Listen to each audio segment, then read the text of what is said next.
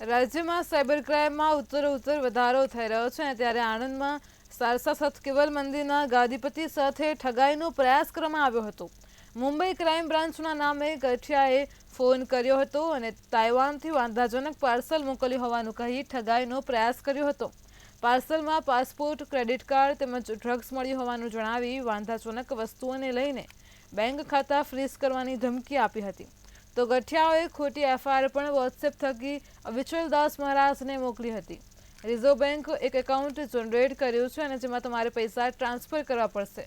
1.5 crore transfer કરવા એકાઉન્ટની link પણ મોકલી હતી। તો સમજણથી કામ લેતા ગઠિયાનો પ્રયાસ નિષ્ફળ ગયો છે।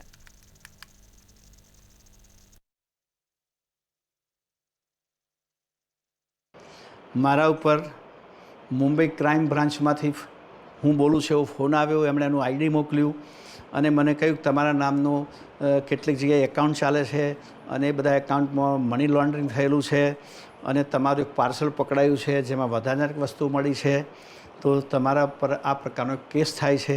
એમણે એક બનાવટી એફઆઈઆર કરીને મારા પર મોકલી, વોટ્સઅપ કર્યું કે આ પ્રકારનો તમારો કેસ છે। અને પછી કહ્યું કે હવે તમારા ખાતાઓ કેટલા છે, તો ખાતાની માહિતી માગી તો કે આ બધા ખાતામાં તમારા હવાલાના પૈસા નથી આવ્યા।